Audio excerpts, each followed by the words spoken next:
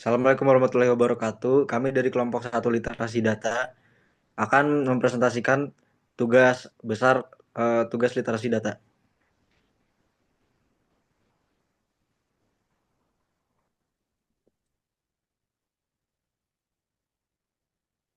Yang pertama, terdapat beberapa kriteria pertanyaan riset yang baik dan benar seperti spesifik dan terukur menggunakan variabel yang dapat dikumpulkan datanya. Kemudian berbasis data menggunakan pengolahan data yang valid dan kuantitatif. Kemudian mempunyai implikasi hasilnya harus relevan dan bermanfaat bagi mahasiswa dan institusi pendidikan. Dan yang terakhir dapat direplikasi dengan metodologi yang jelas sehingga dapat diuji oleh peneliti yang lain.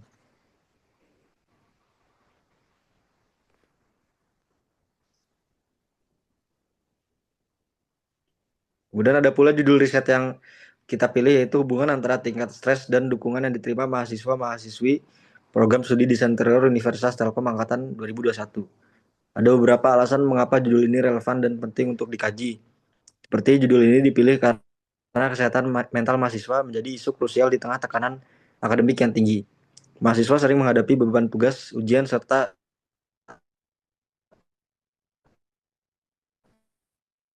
tuntutan sosial dan finansial yang dapat itu akses terhadap dukungan mental masih terbatas sehingga stigma membuat banyak mahasiswa enggan mencari bantuan.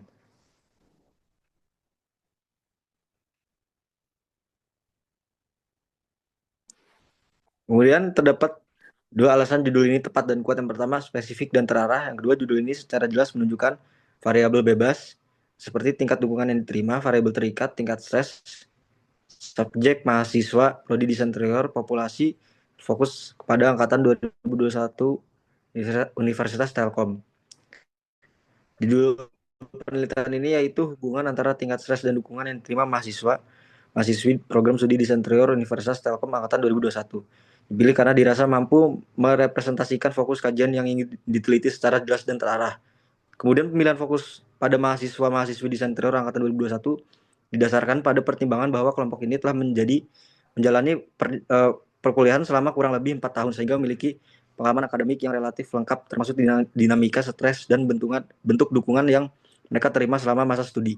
Kemudian judul ini juga diperkuat oleh beberapa penelitian terdahulu yang relevan.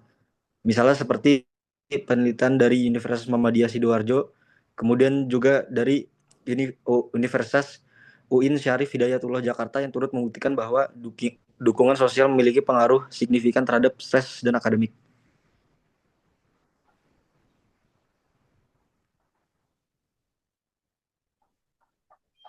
Kemudian untuk dua pertanyaan riset yang kita buat adalah seberapa tinggi tingkat stres yang dialami mahasiswa selama perkuliahan dan seberapa besar tingkat dukungan sosial yang diterima mahasiswa dari teman, keluarga, dan dosen selama perkuliahan.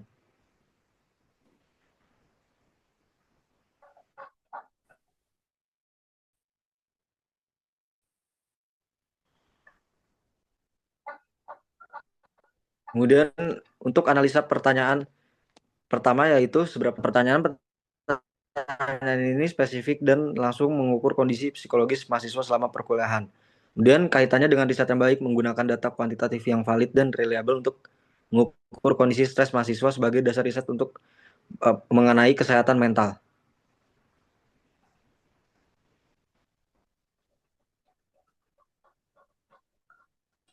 Kemudian untuk analisa pertanyaan yang kedua, kekuatan pertanyaan ini konkret karena mengukur persepsi mahasiswa terhadap menggunakan data kuantitatif yang terukur untuk melihat peran faktor eksternal. Kemudian jawaban dari pertanyaan ini dapat membantu mahasiswa, dosen, dan institusi pendidikan dalam merancang kebijakan yang lebih mendukung kesejahteraan mental.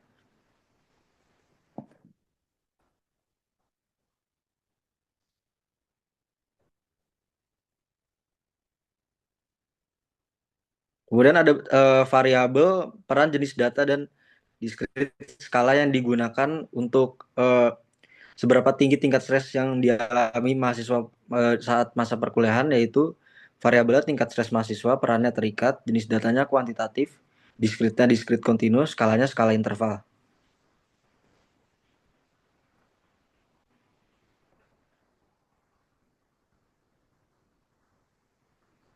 Kemudian ada juga variabelnya dukungan sosial, perannya bebas, jenis data kuantitatif, diskrit kontinu, dan skalanya skala interval. Selanjutnya ada metode pengumpulan datanya. Yang pertama itu kuesioner atau survei. Menggunakan instrumen psikometer berbasis skala PSS 4 itu Perceived Stress Scale 4 item untuk mengukur tingkat stres mahasiswa. MSPSS Multidimensional Scale of Perceived Social Support untuk mengukur tingkat dukungan sosial dari teman, keluarga, dan dosen. Selanjutnya, metode ini bersifat kuantitatif karena menghasilkan data berupa skor angka. Eh, Selanjutnya, langkah-langkah pengumpulan data dari kuesioner atau survei. Yang pertama, yaitu menentukan tujuan survei, yang kedua menyusun pertanyaan kuesioner, yang ketiga uji coba kuesioner, yang keempat menentukan target responden, yang kelima menyebarkan kuesioner, yang keenam menentukan waktu pengumpulan data, yang ketujuh mengumpulkan dan mengevaluasi data, yang kedelapan analisis data, yang terakhir itu menarik kesimpulan.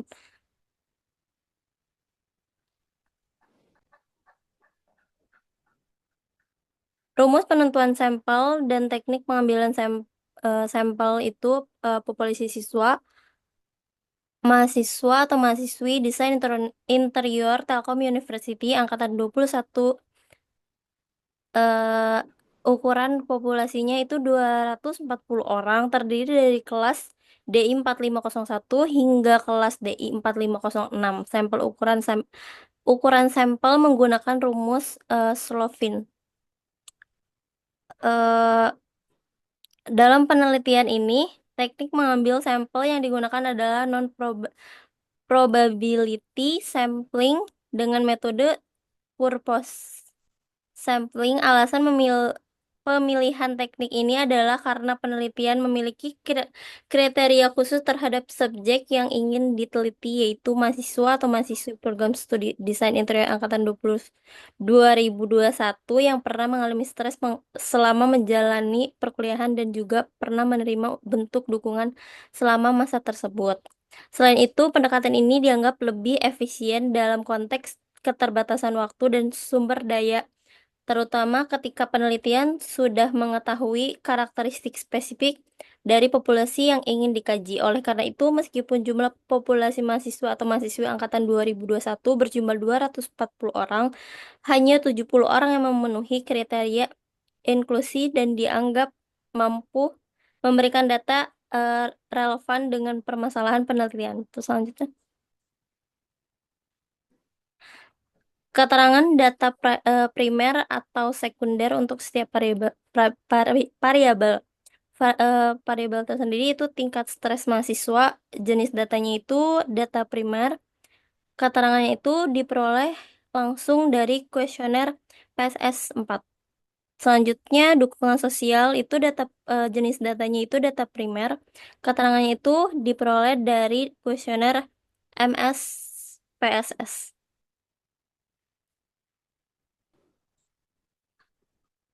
Jenis data yang berhasil dikumpulkan itu tingkat stres mahasiswa, jenis datanya itu data terstruktur, keterangannya itu dikumpulkan menggunakan skala numerik tetap menghasilkan skor yang mudah dianalisis statistik.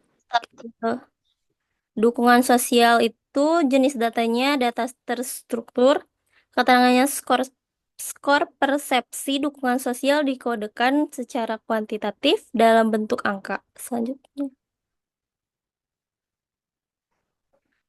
kualitas data. Eh, Ketersediaan data. Keterangannya, semua variabel ditanyakan dalam kuesioner. Jumlah responden 60 lebih mahasiswa. Semua responden mengisi dengan lengkap yang ada di dalam kuesioner. Kewajaran data sangat konkret, penjelasan dan struktur analisis data konsisten dan mudah diikuti. Kebenaran datanya, instrumen dan analisis statistik sesuai standar riset psikologi. Kredibilitasnya akuntabilitas metode baik, tapi transparansi data respondennya kurang. Selanjutnya,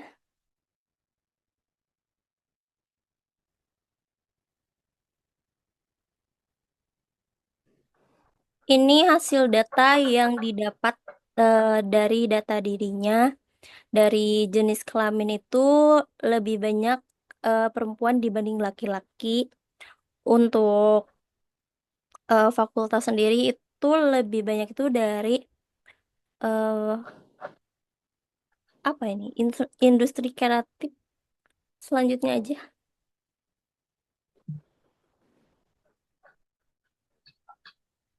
Ini hasil data yang didapatkan dari tingkat stresnya.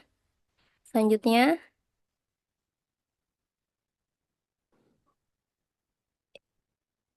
ini hasil data yang didapatkan dari dukungan sosial dari keluarga tersendiri. Selanjutnya,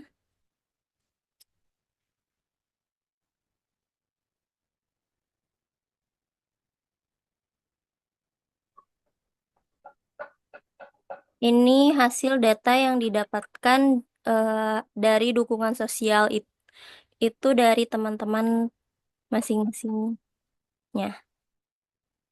Oke, selanjutnya.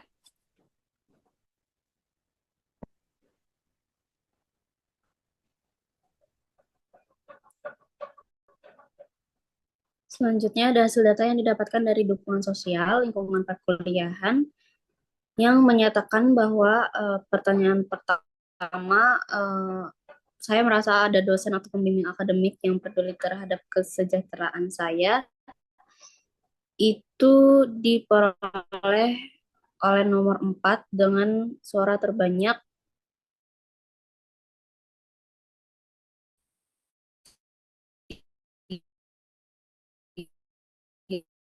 dari pihak kampus.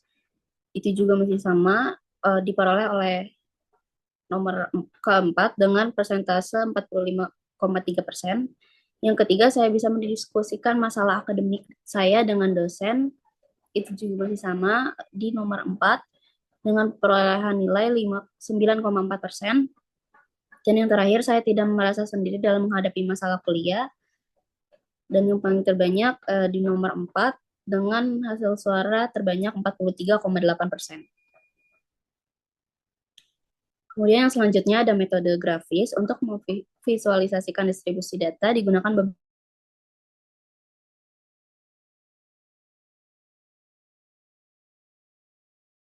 dan dukungan sosial. Sebagian besar responden memberikan skor 4 atau 5 pada pernyataan mengenai tingkat stres seperti perasaan gugup dan beban yang menumpuk. Diagram Batong juga digunakan untuk memvisualisasikan tanggapan keluarga dan teman cenderung lebih tinggi, sementara dukungan dari dosen memiliki distribusi yang lebih menyebar. Untuk diagram lingkaran itu sendiri digunakan untuk menggambarkan proporsi responden berdasarkan skala Likert dari 1 sampai 5 dalam beberapa pernyataan seperti saya dicintai oleh keluarga saya. Mayoritas responden memberikan skor 4 atau 5. Untuk ukuran pemusatan data, berikut adalah tabel ukuran pemusatan data berupa nilai rata-rata atau median, dan modus dari beberapa indikator.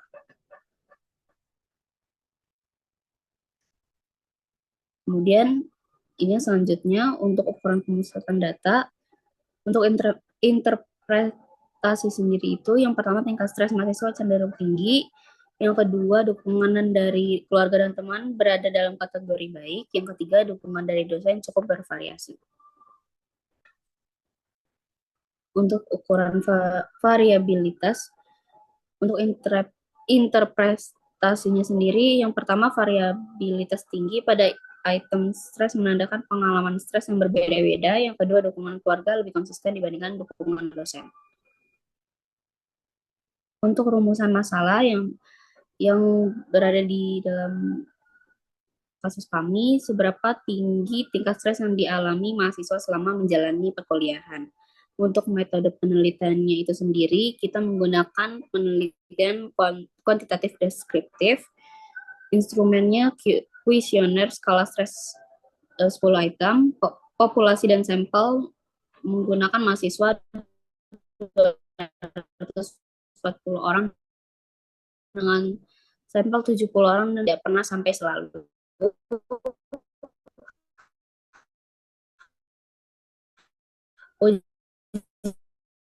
Statistiknya, statistika stres, tidak ada perbandingan antar kelompok atau hubungan antar variabel output. Intinya dari SPSS, MEAN rata-ratanya 2,69 kategori, termasuk kategori sedang dari kriteria berikut. Selanjutnya ada analisis interpretasi data. Yang pertama, penelitian ini menggunakan rata-rata dari skor total kuesioner stres yang diisi oleh responden mahasiswa. Kuesioner terdiri dari 10 item dengan skala Likert 1-4. Untuk hasil dan interpretasinya berdasarkan hasil pengolahan data menggunakan SPSS diperoleh nilai data MEAN tingkat stres mahasiswa sebesar 2,69. Cukup sering merasakan tekanan akademik selama perkuliahan. Yang ketiga, keputusan dan kesimpulan hipotesis. Hipotesis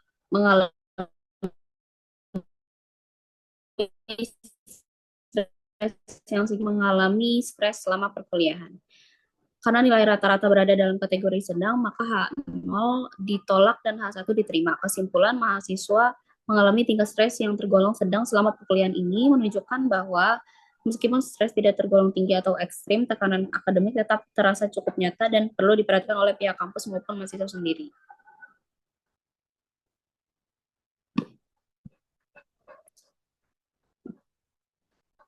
Sekian presentasi dari kelompok 1, kurang lebihnya mohon maaf. Wassalamualaikum warahmatullahi wabarakatuh.